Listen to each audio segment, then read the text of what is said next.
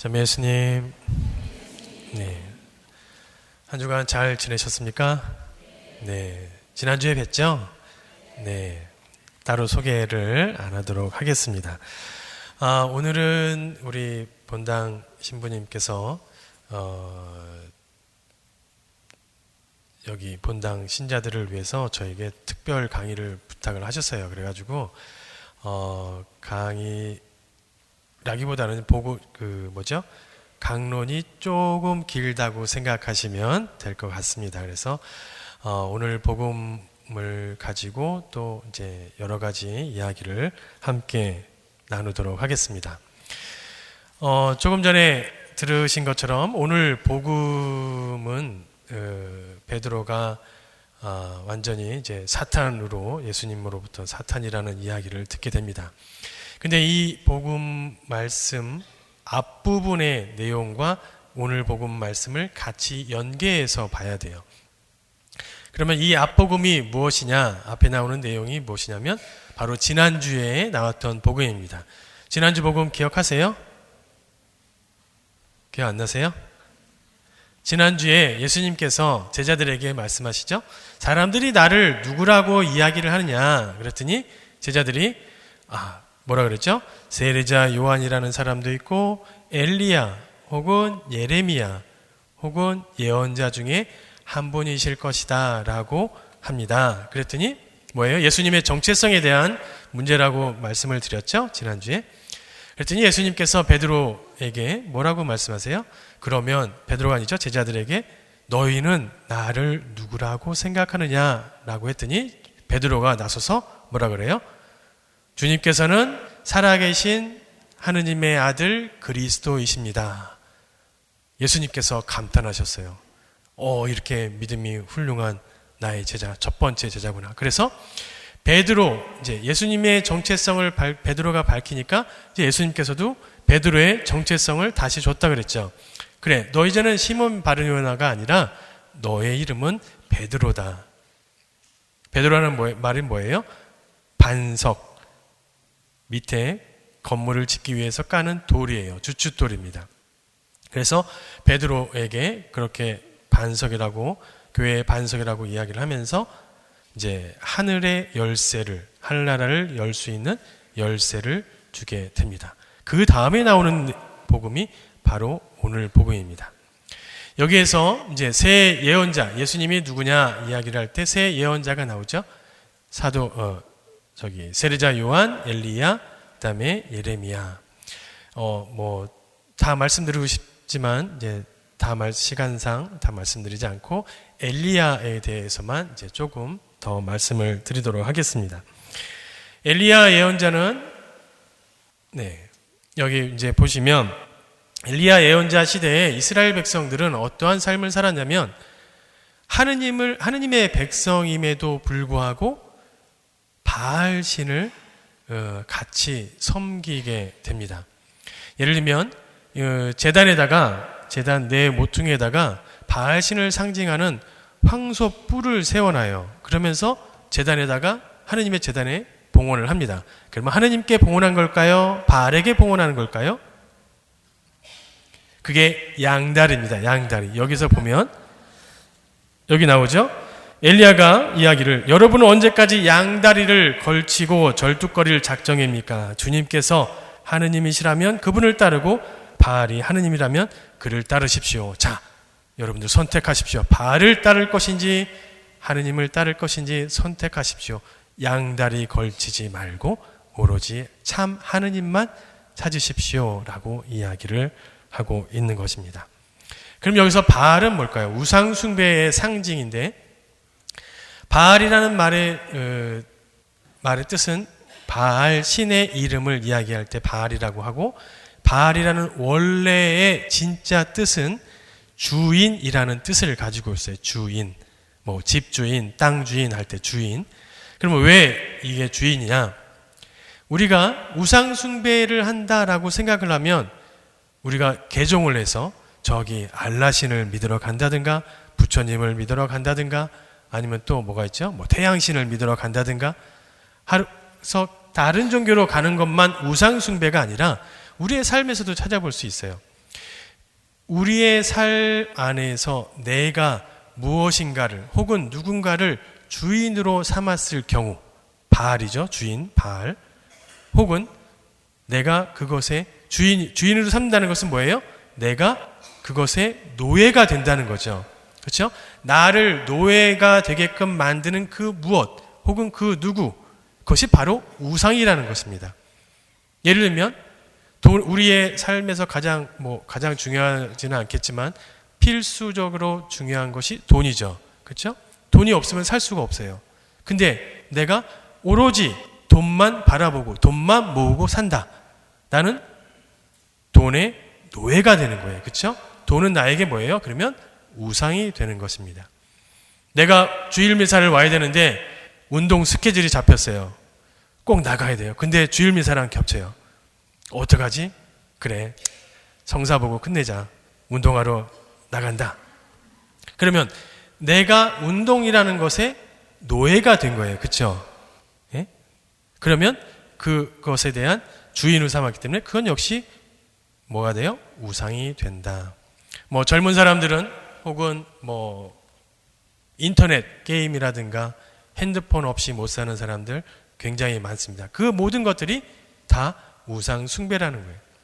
내가 그냥 종교를 바꾼다 해서만 우상 숭배 아니라 우리 삶 안에서도 찾을 수가 있습니다. 그러면서 그 우상들을 내가 찾으면서 하느님을 동시에 섬길 수 없다라고 말씀하시는 게 바로 엘리야 예언자의 말씀입니다. 마찬가지로 베드로, 오늘 복음으로 다시 돌아와서 베드로도 마찬가지예요. 방금 전까지 예수님을 살아계신 하느님의 아들 그리스도이십니다 라고 고백했던 이 베드로가 이제는 뭐가 돼요?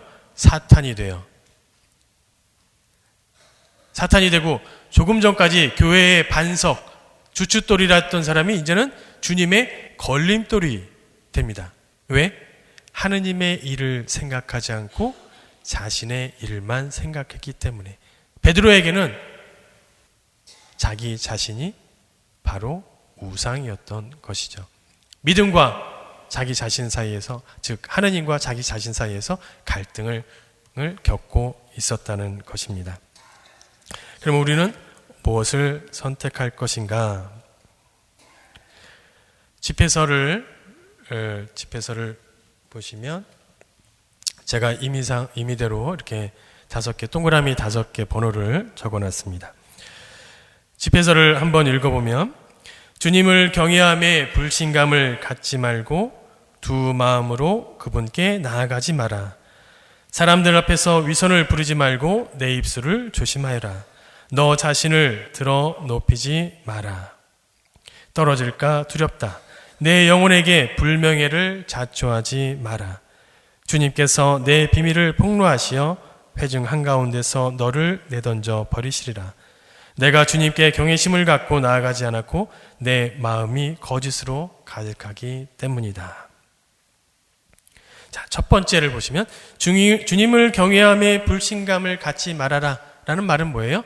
주님께 대한 믿음을 반드시 가져야 한다라는 것입니다. 두 마음으로 그분께 나아가지 마라. 베드로의 마음 안에도 두 가지 마음이 있었죠. 하느님의 일, 자신의 일. 예수님을 꼭 붙잡고 나서 자기가 바라는 대로 예수님을 좌지우지하고 싶었던 거예요. 그렇기 때문에 예수님이 돌아가시면 안 돼요. 우리의 삶에서도 볼 수가 있습니다. 예수님께서는 꼭 내 말씀, 내 말, 내 기도를 들어주셔야 되는 분으로만 생각한다면 베드로와 똑같은 생각을 하고 있는 것입니다. 하느님의 뜻을 생각하지 않고 오로지 나의 뜻만 생각하는, 그럼 어떻게 돼요? 우리 역시 사탄이 되는 것입니다. 그래서 우리 마음 안에는 항상 하느님을 생각하는 선한 마음과 나 자신 혹은 우상, 내가 만들어 놓은 어떤 우상을 찾으려고 하는 악한 마음이 항상 존재한다는 것입니다. 선한 마음과 악한 마음, 여기 보시면 제가 이제 한자를 좀 설명을 하려고 악자를 이렇게 좀 써놨습니다. 이 악자는 두 가지 말이 이제 합쳐진 말이에요. 위에 있는 부분이 무슨 아자죠? 버금아자예요. 밑에는 마음심자 아시죠?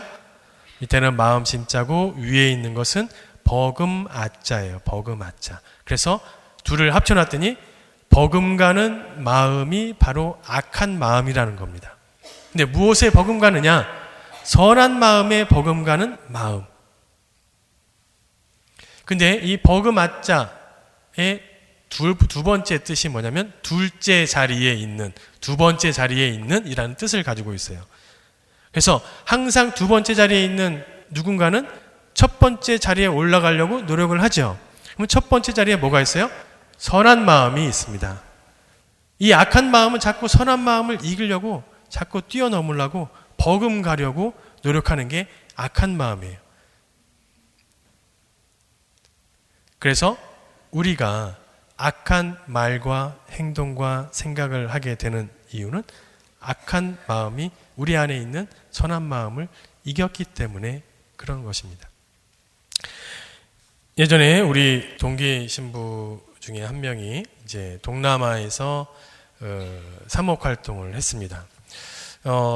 저를 이제 초대해서 이제 강의를 부탁을 했어요. 성경에 대한 강의를 부탁을 해서 한 3주 동안 강의를 이제 매주마다 이제 강의를 했습니다.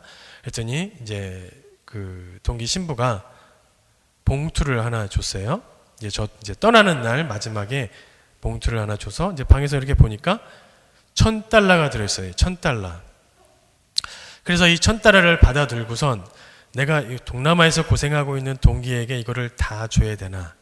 아니면 이 돈을 내가 가져가도 될까? 한참 동안 고민을 했습니다. 고민을 하다가 그래, 나도 비행기표를 끊고 왔으니까 그러면 반반 하자. 반반해서 나 $500, 친구 $500. 그래, 이게 제일 현명한 방법인 것 같다 해서 $500를 다시 넣고선 다시 돌려줬습니다. 안 받을 줄 알았는데 냉큼 받더라고요.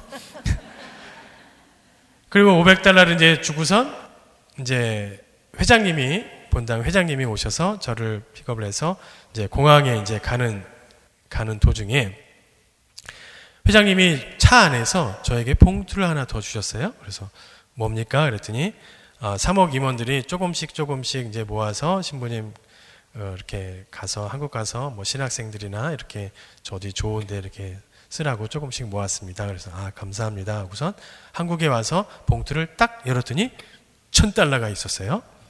그래서 근데 이 $1,000를 딱 보는 순간 무슨 생각이 했냐면, 야, 내가 $500를 나눠줬더니 $1,000가 들어왔어요. 근데 내가 처음 생각대로 $1,000를 다 줬으면 $2,000가 들어오지 않았을까? 라는 생각이 갑자기 팍 들었어요. 이게 뭐예요? 악한 마음이에요. 악한 마음. 내가 처음에 가지고 있던 선한 마음은 어디론가 없어졌어요. 처음에 내가 나누고 싶었던 그런 선한 마음이 어디론가 사라지고 돈에 대한 욕심이 내 마음에서 악한 마음이 생기게 돼서 악한 마음이 이기게 되는 경우가 바로 이런 경우입니다.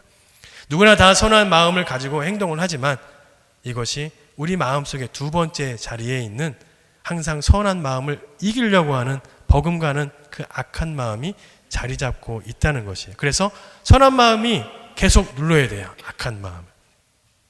그래서 두 마음으로 그분께 나아가지 마라 라는 것은 뭐예요? 항상 선한 마음을 가지고 나아가야 된다. 오늘 독서에서도 이런 말씀이 나오죠. 무엇이 선하고 무엇이 하느님 마음에 들며 무엇이 완전한 것인지 분별할 수 있게 해주십시오 라고 이야기하는 것처럼 우리가 선한 것이 무엇인가, 악을 찾는 것이 아니라 선한 마음을 찾아야 한다. 근데 모든 선이 다 좋은 선이냐? 아닙니다. 그 다음에 세 번째 나오죠. 사람들 앞에서 위선을 부리지 말고 내 입술을 조심하여라. 거짓된 선 속에는 악한 마음이 자리 잡고 있는데 바깥으로는 내가 착한 척, 선한 척 해 보이는 거짓된 선을 하지 말아라. 너 자신을 들어 높이지 마라.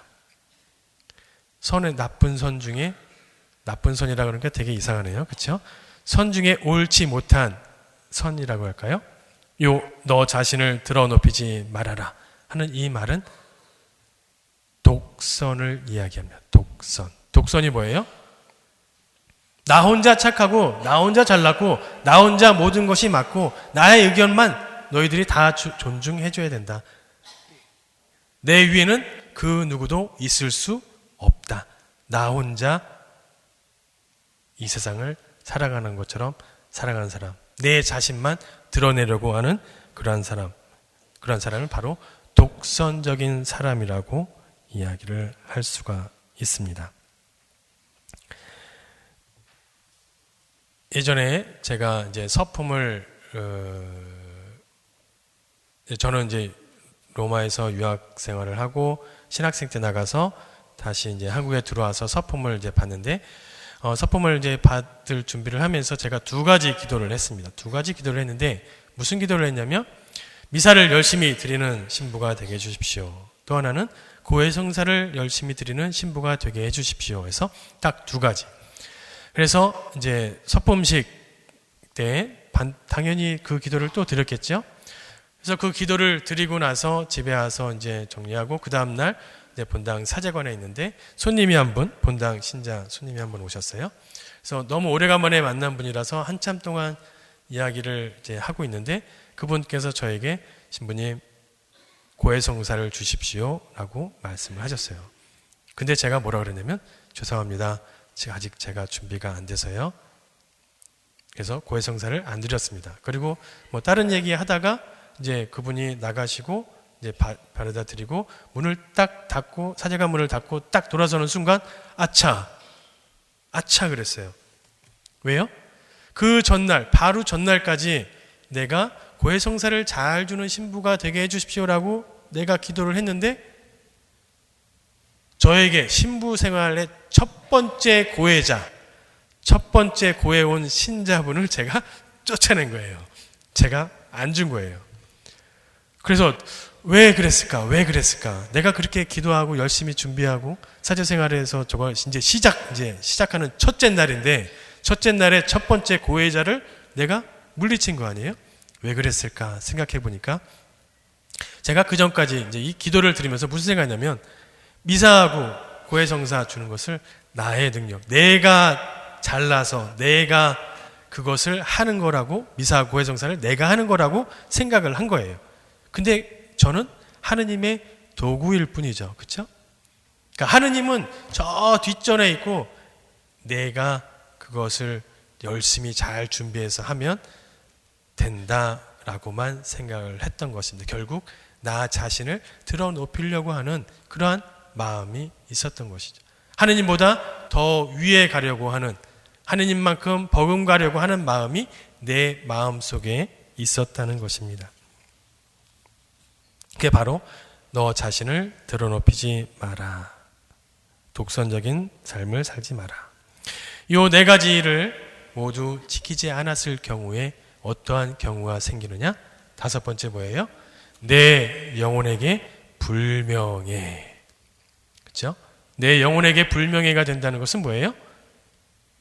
구원받을 수 없다. 영원한 생명을 얻을 수 없다라는 이야기입니다. 그래서 결국은 뭐예요? 내 비밀이 폭로되어서 던져버리게 된다. 그러면 우리는 어떠한 삶을 살아가야 하는가? 예레미야서에서 이렇게 말씀을 하십니다. 내가 그들에게 한 마음과 한 길을 주어 그들이 언제나 나를 경외하고 그들 자신뿐만 아니라 그를 뒤를 잇는 자손들까지도 잘 되게 하겠다. 한 마음과 한 길. 한 마음은 뭐예요? 하느님을 쫓아가려고 하는 선한 마음, 악한 마음이 아니라 선한 마음을 가지고 한 길로 가야 된다. 주님이 일러주신 한 길로 가야 된다. 그 길은 뭘까요? 오늘 복음에서 나옵니다. 자신을 버리고 나를 따라야 한다. 근데 자신만 버리면 안 돼요.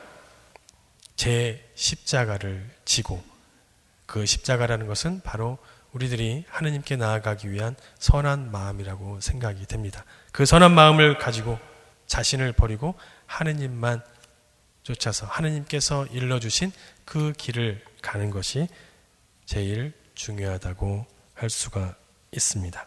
그래서 우리가 가지고 있는 그 십자가가 무엇인가, 그리고 우리가 주님께서 우리에게 알려주신 그 길이 무엇인가 잠시 묵상하도록 하겠습니다.